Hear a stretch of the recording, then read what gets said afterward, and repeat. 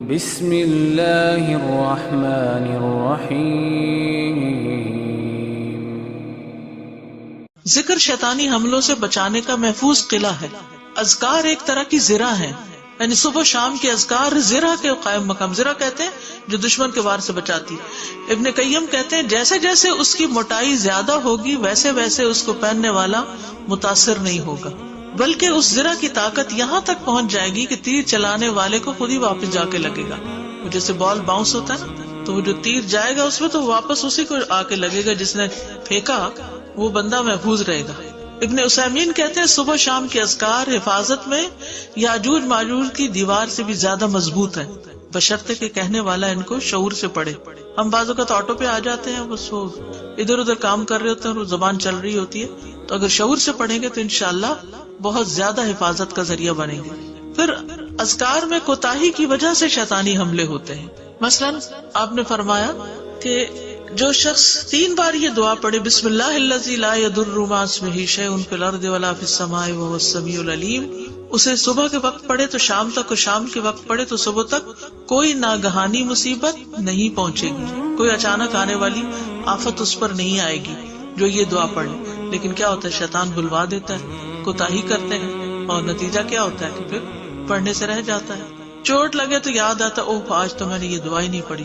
پھر اسی طرح ابو بکر صدیق رضی اللہ عنہ نے عرض کیا، اے اللہ کے رسول، مجھے کچھ ایسے کلمات کا حکم دیجئے جنہیں میں صبح کروں اور شام کروں تو کہہ لیا کروں۔ آپ نے فرمایا پڑھو، اللہم فاطر السماوات والارض عالم الغیب والشہادۃ رب کل شیء وملیکہ اشہد ان لا الہ الا انت اعوذ بک من شر نفسی وشر الشیطان وشرکہ، یا شرکہ، دونوں طرح پڑھا جاتا ہے۔ شرک کا مطلب جال ہے اور شرک کا مطلب اس کا شرک ہے۔ پھر اسی طرح 100 دفعہ لا الہ الا اللہ وحدہ لا شریک لہ لہ الملک ولہ الحمد وہو علی کل شیء قدیر۔ ایسا شخص شیطان کے شر سے محفوظ رہتا ہے، جادو نظر وغیرہ سے، جو یہ کلمہ پڑھ لیتا ہے۔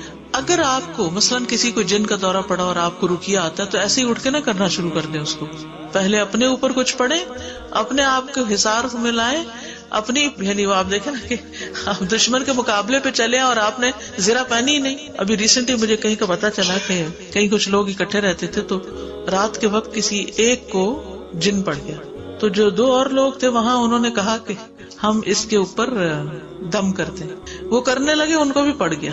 تو وجہ کیا تھی؟ وجہ یہ تھی کہ اپنی پروٹیکشن کی نہیں اور دوسرے کو پروٹیکٹ کرنے چلے۔ لائف جیکٹ پہلے اپنی پہنو پھر بچوں کو پہنو، یہ نہیں پتا تھی نا، یہ پتا ہونی بہت ضروری ہے۔ دیکھیں نا، یہ تو وہی کہ اگر آپ خود کوئی کام نہیں کرتے اور دوسرے کو کرنے کو کہہ رہے ہیں یا دوسرے کے لیے کر رہے ہیں تو وہ پھر اس کی تاثیر بھی نہیں ہوتی۔ اچھا، آپ نے دیکھا ہوگا نا کہ لوگ کیوں اس بات کے حریص ہوتے کہ کوئی اور ان پہ بزرگ دم کر دے، کیونکہ انہیں پتا ہے کہ اس کے دم کی تاثیر ہوگی، کیونکہ یہ باعمل شخص، یہ ان کو ہوتا ہے۔ تو کتنی دیر لگتی ہے باعمل ہونے میں؟ آپ خود بھی باعمل ہو جائے، وہ کام اپنے لیے کر لیں اور اس کے بعد آپ کی بھی انشاءاللہ افیکٹو ہو جائے گی۔ ٹھیک ہے، تو ہر چیز کا حل موجود ہے اگر ہم کرنا شروع کر دیں۔ پھر اسی طرح رات کو سونے کے اذکار پڑھنا۔ رات کو جو خوفناک خواب آتے ہیں، بعض لوگوں کو خواب آتے ہیں کہ ان کو کوئی اڑا رہا ہے، اور صبح اٹھتے تھک کے چور ہوتے ہیں۔ بعض لوگ خواب میں بھاگ کے پیچھے بھینس لگی ہوئی ہے اور وہ کبھی یہاں چھپ رہے ہیں، کبھی چور آ رہا ہے تو دروازے بند کر کے وہ کنڈی نہیں چڑھ رہی۔ اس قسم کے خواب اکثر لوگ سناتے رہتے ہیں، اور اس طرح کی چیزیں، یعنی یا یہ کہ کوئی آ گیا اور اس سے دروازہ کو زور لگا کے بند کر، اور دوسری طرف سے دھکا پڑا۔ لٹرلی انسان صبح اٹھتا ہے تو تھکا ہوا ہوتا ہے، تو یہ بھی شیطانی عمل ہوتا ہے۔ شیطان انسان کا دشمن ہے، یہ یاد رکھیے، دشمن ہے۔ دشمن اپنی دشمنی سے کبھی بھی باز نہیں آتا، ہر طرح نقصان پہنچانے کی کوشش کرتا ہے، حتیٰ کہ رات اللہ نے آرام کے لیے بنائی، وہ رات کو سونے بھی نہیں دیتا، دن کو تو بگا ہی رکھتا ہے، یعنی مختلف خواہشات میں مبتلا کر کے، کبھی ادھر جا رہے ہیں، کبھی یہ لے رہے ہیں، یہ بنا رہے ہیں، یہ پہن رہے ہیں، یہ اتار رہے ہیں، تو ان چیزوں میں تکاتا ہے اور رات کو پھر سونے بھی نہیں دیتا۔ تو اس لیے رات کو سوتے وقت کے اذکار اور خصوصاً آیت الکرسی پڑھ کے چاروں کونوں میں پھونک مارے، اور پھر اس کے علاوہ یہ کہ اپنے ہاتھوں میں قل هو اللہ، قل اعوذ برب الفلق، قل اعوذ برب الناس پڑھ کے دم کر کے، اور سر پہ، چہرے پہ، آگے اور پیچھے جہاں تک بھی ہاتھ جاتا ہے۔ حتیٰ کہ نبی صلی اللہ علیہ وسلم کو یہ بہت ریگولر معمول تھا، یہاں تک کہ آپ صلی اللہ علیہ وسلم جب بیمار پڑے اور مرض الموت میں تھے تو اس وقت پڑھا حضرت عائشہ نے، لیکن آپ ہی کے ہاتھوں کو استعمال کیا. حدیث میں آتا ہے کہ جو شخص صبح کے وقت آیت الکرسی پڑھتا ہے وہ سارا دن جنوں سے محفوظ رہتا ہے، اور جو شام کو پڑھتا ہے وہ صبح تک محفوظ رہتا ہے. تو اگر آپ نے صبح پڑھ لیا ہے، اذکار پڑھے ہوئے ہیں، تو بس ٹھیک ہے، پھر آپ ڈائریکٹ بھی دم کر سکتے. پھر اسی طرح جمعہ کے دن سورۃ الکہف پڑھنا، جو شخص پڑھتا ہے 2 جمعوں کے دوران اس کے لیے نور روشن ہو جاتا ہے. ہر کام سے پہلے بسم اللہ پڑھنا. رسول اللہ صلی اللہ علیہ وسلم نے فرمایا جب آدمی اپنے گھر میں داخل ہوتا ہے تو وہ داخل ہوتے وقت اور کھانا کھانے کے وقت اللہ کا نام لیتا ہے تو شیطان کہتا ہے آج تمہارے لیے اس گھر میں نہ رات گزارنے کی جگہ ہے اور نہ شام کا کھانا ہے. اور جب وہ داخل ہوتے وقت اللہ کا نام نہیں لیتا تو شیطان کہتا ہے تم نے رات گزارنے کی جگہ پالی. اور جب وہ کھانا کھاتے وقت اللہ کا نام نہیں لیتا تو شیطان کہتا ہے کہ تم نے رات گزارنے کی جگہ اور شام کا کھانا بھی پا لیا، یعنی وہ ہمارے کھانے میں بھی شریک ہوتا ہے. پھر اسی طرح سواری پر بیٹھتے ہوئے بسم اللہ پڑھنا، یعنی گاڑی کا دروازہ کھولے تو بسم اللہ پڑھ کے اندر داخل ہو تاکہ اچھی سی ڈرائیونگ ہو اور خیریت سے اپنی منزل تک پہنچے. ٹھیک ہے. پھر اسی طرح حدیث میں آتا ہے، ابو لاس خزائی کہتے ہیں نبی صلی اللہ علیہ وسلم نے ہمیں حج کے موقع پر صدقہ کے اونٹوں میں سے ایک اونٹ سواری کے لیے دیا. ہم نے عرض کیا یا رسول اللہ شاید یہ کمزوری کی وجہ سے ہمارا بوجھ نہ اٹھا سکے. نبی صلی اللہ علیہ وسلم نے فرمایا ہر اونٹ کے کوہان پر ایک شیطان ہوتا ہے، ہر اونٹ کے کوہان پر ایک شیطان ہوتا ہے.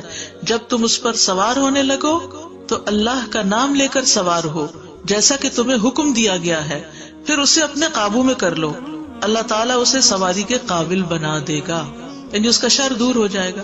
اس زمانے میں ظاہر گاڑی تو نہیں تھی، لیکن سواری اگر ہم اس کو لیں تو دیکھیں سواری کا بھی شر ہوتا ہے، کبھی راستے میں رک جائے اور کئی مسائل ہو سکتے ہیں، تو اس میں بھی بسم اللہ پڑھ کر داخل ہو. پھر اسی طرح شوہر بیوی کا جو تعلق ہوتا ہے اس میں بھی دعا پڑھنی چاہیے، اور وہ دعا ہے بسم اللہ اللہم جنبنا الشیطان وجنب الشیطان ما رزقتنا. کتنی خوبصورت دعا ہے. اے اللہ ہمیں شیطان سے بچا، ہماری محبتیں قائم رکھ، کیونکہ شیطان جو ہے وہ فزیکلی بھی میاں بیوی کو ایک دوسرے سے دور کر دیتا ہے بدگمانیاں ڈال ڈال کے. تو اس خاص تعلق کے وقت جب میاں بیوی ایک دوسرے سے بہت خوش ہو رہے ہوں تو بھی کیا دعا سکھائی گئی کہ اللہ ہمیں شیطان سے بچا اور شیطان کو اس چیز سے دور رکھ جو ہمیں تو عطا کرے، یعنی ہمارا اگر اس سے بچہ پیدا ہو تو اس بچے کو بھی شیطان سے محفوظ رکھ. یہ دین کے سوا کوئی اتنی دور تک نہ سوچ سکتا اور نہ ہی اتنی پروٹیکشن آپ کو کوئی دے سکتا ہے.